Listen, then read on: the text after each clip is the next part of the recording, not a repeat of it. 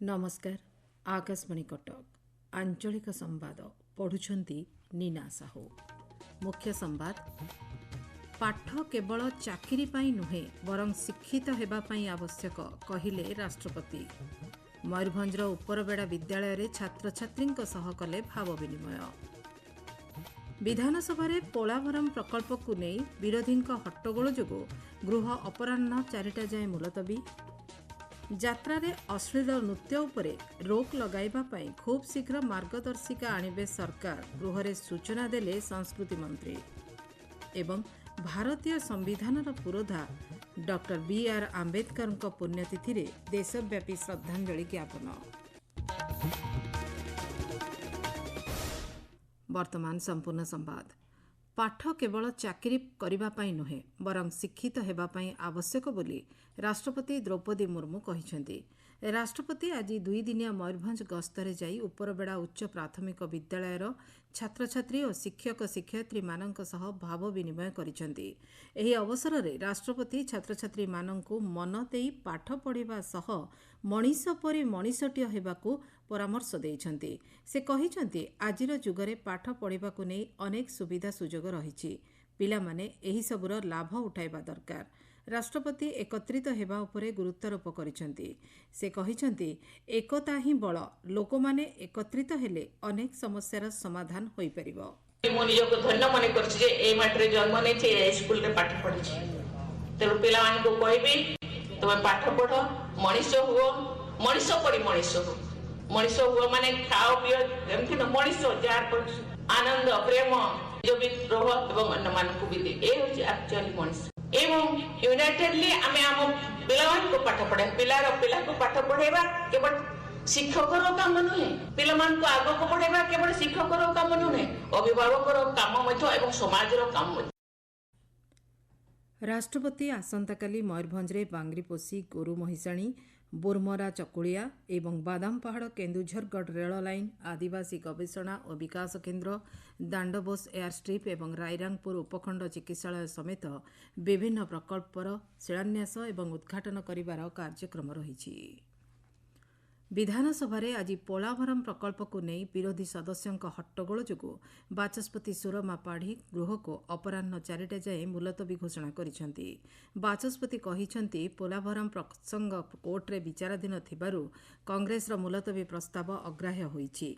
गतकाली कांग्रेस पक्षरु ए संपर्क रे नोटिस दियाजिबा परे विभागीय मंत्री पाखकु पठा जाइथिला। विधानसभा विधि अनुजाई मामला विचाराधीन थिबारु एही प्रसंगरे गृहरे आलोचना होई परिबो नाही बोली बाचस्पति कहिथिले।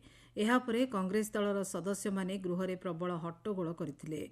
बाचस्पति प्रथमे गृह को पूर्वाह्न 11:30 पर्यंत मुलतवी करथिले। गृहरे समान स्थिति जारी रहिबारु बाचस्पति गृह को अपराह्न 4टा पर्यंत मुलतवी घोषणा करिसेंती। राज्य रे यात्रा रे अश्लील नृत्य परिवेषण उपरे रोक लगाइबा पाई सरकार विचार करुछंती।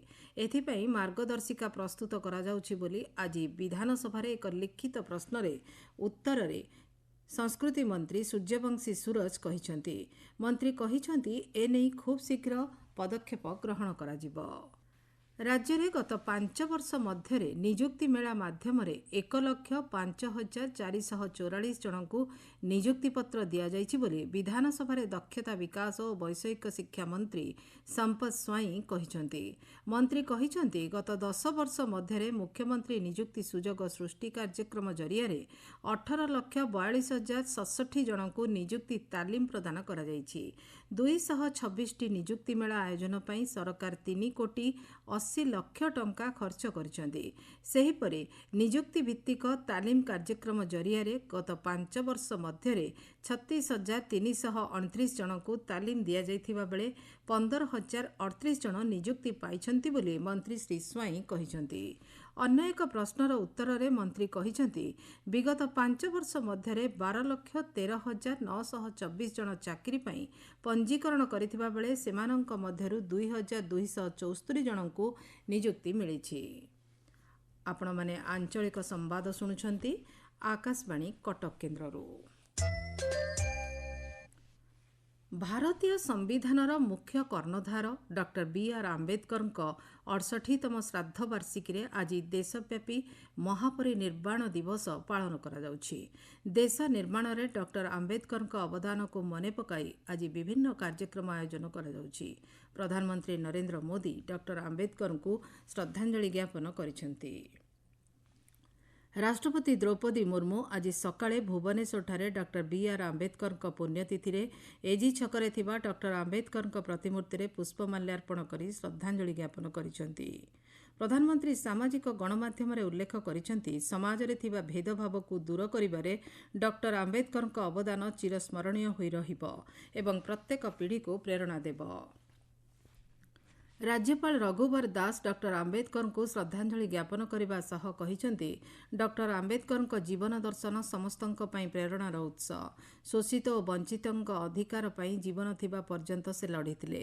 ସମାଜକୁ ଶିକ୍ଷିତ କରିବାରେ ତାଙ୍କର ପ୍ରୟାସ ସବୁବେଳେ ସ୍ମରଣୀୟ ହୋଇ ରହିବ। ମୁଖ୍ୟମନ୍ତ୍ରୀ ମୋହନ ଚରଣ ମାଝୀ ମଧ୍ୟ ଡକ୍ଟର ଆମ୍ବେଦକରଙ୍କୁ ଶ୍ରଦ୍ଧାଞ୍ଜଳି ଜ୍ଞାପନ କରିଛନ୍ତି। କେନ୍ଦ୍ରମନ୍ତ୍ରୀ ଧର୍ମେନ୍ଦ୍ର ପ୍ରଧାନ କହିଛନ୍ତି, ସାମାଜିକ ନ୍ୟାୟର ପୁରୋଧା ଡକ୍ଟର ଆମ୍ବେଦକର ନିଜର ବିଚାର, ସଂଘର୍ଷ ଓ ଅତୁଳନୀୟ ଅବଦାନ ବଳରେ ସମ୍ବିଧାନର ରଚନା କରିବା ସହ ସମାଜର ବଞ୍ଚିତ ଏବଂ ଉପେକ୍ଷିତ ବର୍ଗଙ୍କ ସମ୍ମାନ ଓ ଅଧିକାର ପାଇଁ ମାର୍ଗ ପ୍ରଶସ୍ତ କରିଥିଲେ। ରାଜ୍ୟର ବିଭିନ୍ନ ସ୍ଥାନରେ ଆଜି ଗୃହରକ୍ଷୀ ବାହିନୀର 62ତମ ପ୍ରତିଷ୍ଠା ଦିବସ ପାଳନ କରାଯାଉଛି। ଗଞ୍ଜାମ ଜିଲ୍ଲା ଛତ୍ରପୁର ପୁଲିସ ପଡ଼ିଆଠାରେ ଆୟୋଜିତ ପ୍ରତିଷ୍ଠା ଦିବସରେ ଯୋଗଦେଇ ଦକ୍ଷିଣାଞ୍ଚଳ ଡିଆଇଜି ଡକ୍ଟର ସାର୍ଥକ ଷଡ଼ଙ୍ଗୀ ନିଷ୍ଠାପର ସେବା ଦ୍ୱାରା ଜନସାଧାରଣଙ୍କ ଆସ୍ଥାଭାଜନ ହେବାକୁ ଗୃହରକ୍ଷୀମାନଙ୍କୁ ପରାମର୍ଶ ଦେଇଛନ୍ତି। ଗୃହରକ୍ଷୀମାନେ ପ୍ରାକୃତିକ ବିପର୍ଯ୍ୟୟଠାରୁ ଆରମ୍ଭ କରି ଆଇନ ଶୃଙ୍ଖଳା, ଟ୍ରାଫିକ୍ ନିୟନ୍ତ୍ରଣ ଭଳି ସବୁ କ୍ଷେତ୍ରରେ ଉଲ୍ଲେଖନୀୟ କର୍ତ୍ତବ୍ୟ ପରାୟଣତାକୁ ନେଇ ଶ୍ରୀ ଷଡ଼ଙ୍ଗୀ ପ୍ରଶଂସା କରିଛନ୍ତି। ଏହି ଅବସରରେ ରାଷ୍ଟ୍ରପତି, ପ୍ରଧାନମନ୍ତ୍ରୀ, ଗୃହମନ୍ତ୍ରୀ, ରାଜ୍ୟପାଳ, ମୁଖ୍ୟମନ୍ତ୍ରୀଙ୍କ ନିକଟରୁ ଆସିଥିବା ସନ୍ଦେଶ ବାର୍ତ୍ତା ଡିଆଇଜି ଡକ୍ଟର ଷଡ଼ଙ୍ଗୀ ପାଠ କରିଥିଲେ। ଉଲ୍ଲେଖନୀୟ କାର୍ଯ୍ୟ କରିଥିବା ଗଞ୍ଜାମ ଜିଲ୍ଲାର 6 ଜଣ ଗୃହରକ୍ଷୀଙ୍କୁ ପୁରସ୍କୃତ କରାଯାଇଥିଲା। ସେହିପରି ଭଦ୍ରକ ଚରମ୍ପା ରିଜର୍ଭ ପୁଲିସ ପଡ଼ିଆଠାରେ ଗୃହରକ୍ଷୀ ବାହିନୀ ଦିବସ ପାଳିତ ହୋଇଛି। ଜିଲ୍ଲା ଆରକ୍ଷୀ ଅଧୀକ୍ଷକ ମାଡକାର ସନ୍ଦୀପ ସମ୍ପଦ ମୁଖ୍ୟ ଅତିଥି ଭାବେ ଯୋଗଦେଇ ପରେଡରେ ଅଭିବାଦନ ଗ୍ରହଣ କରିଥିଲେ। କଳାହାଣ୍ଡି ଜିଲ୍ଲା ଭବାନୀପାଟଣାସ୍ଥିତ ରିଜର୍ଭ ପୋଲିସ ପଡ଼ିଆଠାରେ ଗୃହରକ୍ଷୀ ଦିବସ ପାଳନ ଅବସରରେ ଆରକ୍ଷୀ ଅଧୀକ୍ଷକ ଅଭିଳାଷ ଜି ଯୋଗଦେଇ ପରେଡରେ ଅଭିବାଦନ ଗ୍ରହଣ କରିବା ସହ ଦେଶର ଆଇନ ଶୃଙ୍ଖଳା ଓ ସୁରକ୍ଷା ଦିଗରେ ଗୃହରକ୍ଷୀଙ୍କ ଭୂମିକା ଗୁରୁତ୍ୱପୂର୍ଣ୍ଣ ବୋଲି କହିଥିଲେ। ପୁରୀ ଶ୍ରୀମନ୍ଦିରରେ ଆସନ୍ତାକାଲି ମାର୍ଗଶିର ଶୁକ୍ଳ ଷଷ୍ଠୀ ତିଥିରେ ଓଢ଼ଣୀ ଷଷ୍ଠୀ ଅବସରରେ ଶ୍ରୀଜୀଉମାନଙ୍କର ଘୋଡ଼ଲାଗି ନୀତି ଅନୁଷ୍ଠିତ ହେବ। ପରମ୍ପରା ଅନୁଯାୟୀ ଶ୍ରୀଜୀଉମାନେ ଶୀତର ପ୍ରକୋପରୁ ବର୍ତ୍ତିବା ପାଇଁ ଶୀତବସ୍ତ୍ର ପରିଧାନ କରିବାର ବିଧି ରହିଛି। ମହାପ୍ରଭୁଙ୍କର ଏହି ବିଧି ଆସନ୍ତା ବସନ୍ତ ପଞ୍ଚମୀ ପର୍ଯ୍ୟନ୍ତ ପ୍ରତ୍ୟହ ସମ୍ପାଦନ ହେବ। ଏନେଇ ଆଜି ଶ୍ରୀମନ୍ଦିରରେ ଘୋଡ଼ ଅଧିବାସ ନୀତି ସମ୍ପାଦନ କରାଯିବ। ଶ୍ରୀମନ୍ଦିରରେ ରାତ୍ରି ସମୟରେ ଚନ୍ଦନ ଲାଗି ନୀତି ପରେ ସମସ୍ତ ପ୍ରସ୍ତୁତ ଘୋଡ଼କୁ ଅଧିବାସ ହୋଇ ରଖାଯିବ। ଆସନ୍ତାକାଲି ଅଧିବାସିତ ଘୋଡ଼ ଲାଗି କରାଯିବ। ଗଞ୍ଜାମ ଜିଲ୍ଲାର ବ୍ରହ୍ମପୁର ଏମ୍କେସିଜି ମେଡିକାଲ କଲେଜ ଓ ହସ୍ପିଟାଲରେ ରାଜ୍ୟର ପ୍ରଥମ ପେନ୍ କ୍ଲିନିକ୍ ଆଉଟଡୋର ଉଦ୍ଘାଟିତ ହୋଇଯାଇଛି। ମେଡିକାଲ କଲେଜ ଡିନ୍ ଡାକ୍ତର ସୁଚିତ୍ରା ଦାସ ଏହାକୁ ଉଦ୍ଘାଟନ କରିଛନ୍ତି। ପ୍ରତି ସୋମବାର, ବୁଧବାର ଓ ଶୁକ୍ରବାର ଦିନ ଏଠାରେ ରୋଗୀଙ୍କୁ ଚିକିତ୍ସା ମିଳିବ। ବାର୍ଦ୍ଧକ୍ୟଜନିତ କଷ୍ଟ ଏବଂ କ୍ୟାନ୍ସର ପୀଡ଼ିତଙ୍କୁ ଏଠାରେ ବିନା ଅସ୍ତ୍ରୋପଚାରରେ ଚିକିତ୍ସା କରାଯିବ। ଏହି କ୍ଲିନିକ୍ରେ ଅତ୍ୟାଧୁନିକ ଯନ୍ତ୍ରାଂଶ ସହ ଅଭିଜ୍ଞ କର୍ମଚାରୀ ନିଯୁକ୍ତ ହୋଇଥିବା ହସ୍ପିଟାଲ କର୍ତ୍ତୃପକ୍ଷ ସୂଚନା ଦେଇଛନ୍ତି। ଗଞ୍ଜାମ ଜିଲ୍ଲା ବ୍ରହ୍ମପୁରସ୍ଥିତ ମହାତ୍ମାଗାନ୍ଧୀ ଷ୍ଟାଡିୟମଠାରେ ଜିଲ୍ଲାସ୍ତରୀୟ ବକ୍ସିଂ ସିନିୟର ଏଲିଟ୍ ମହିଳା ଓ ପୁରୁଷ ଖେଳାଳି ଚୟନ ନିମନ୍ତେ ଆସନ୍ତା 8 ତାରିଖରେ ଶିବିର ଅନୁଷ୍ଠିତ ହେବ। ଜିଲ୍ଲାର ସମସ୍ତ ବ୍ଲକ, କ୍ଲବ, ଆସୋସିଏସନ ତଥା ସ୍କୁଲ ଓ କଲେଜର ଛାତ୍ରଛାତ୍ରୀମାନେ ଏଥିରେ ଯୋଗ ଦେଇପାରିବେ ବୋଲି ଗଞ୍ଜାମ ଜିଲ୍ଲା ଆଥଲେଟିକ୍ ଆସୋସିଏସନ ସମ୍ପାଦକ ଜେ କାମେଶ୍ୱର ରାଓ ସୂଚନା ଦେଇଛନ୍ତି। ରାଜ୍ୟରେ ଶୀତର ପ୍ରଭାବ ବୃଦ୍ଧି ପାଉଛି। ଭୁବନେଶ୍ୱର ଆଞ୍ଚଳିକ ପାଣିପାଗ ବିଜ୍ଞାନ କେନ୍ଦ୍ରର ସୂଚନା ଅନୁସାରେ ଆଗାମୀ 2 ଦିନ ମଧ୍ୟରେ ବିଭିନ୍ନ ଜିଲ୍ଲାର ସର୍ବନିମ୍ନ ତାପମାତ୍ରା 2ରୁ 4 ଡିଗ୍ରୀ ସେଲସିୟସ୍ ହ୍ରାସ ପାଇବାର ସମ୍ଭାବନା ରହିଛି। ମୁଖ୍ୟ ସମ୍ବାଦ ପୁଣିଥରେ। ପାଠ କେବଳ ଚାକିରି ପାଇଁ ନୁହେଁ, ବରଂ ଶିକ୍ଷିତ ହେବା ପାଇଁ ଆବଶ୍ୟକ, କହିଲେ ରାଷ୍ଟ୍ରପତି। ମୟୂରଭଞ୍ଜର ଉପରବେଡ଼ା ବିଦ୍ୟାଳୟରେ ଛାତ୍ରଛାତ୍ରୀଙ୍କ ସହ କଲେ ଭାବ ବିନିମୟ। ବିଧାନସଭାରେ ପୋଲାଭରମ୍ ପ୍ରକଳ୍ପକୁ ନେଇ ବିରୋଧୀଙ୍କ ହଟ୍ଟଗୋଳ ଯୋଗୁଁ ଗୃହ ଅପରାହ୍ନ 4ଟା ଯାଏଁ ମୁଲତବୀ। ଯାତ୍ରାରେ ଅଶ୍ଳୀଳ ନୃତ୍ୟ ଉପରେ ରୋକ୍ ଲଗାଇବା ପାଇଁ ଖୁବ୍ ଶୀଘ୍ର ମାର୍ଗଦର୍ଶିକା ଆଣିବେ ସରକାର, ଗୃହରେ ସୂଚନା ଦେଲେ ସଂସ୍କୃତି ମନ୍ତ୍ରୀ। ଏବଂ ଭାରତୀୟ ସମ୍ବିଧାନର ପୁରୋଧା ଡକ୍ଟର B.R. ଆମ୍ବେଦକରଙ୍କ ପୁଣ୍ୟତିଥିରେ ଦେଶବ୍ୟାପୀ ଶ୍ରଦ୍ଧାଞ୍ଜଳି ଜ୍ଞାପନ। ଆଞ୍ଚଳିକ ସମ୍ବାଦ ବର୍ତ୍ତମାନ ପାଇଁ ଏତିକି। ପରବର୍ତ୍ତୀ ଆଞ୍ଚଳିକ ଶୁଣିପାରିବେ ସନ୍ଧ୍ୟା 6:45 ମିନିଟ୍ରେ।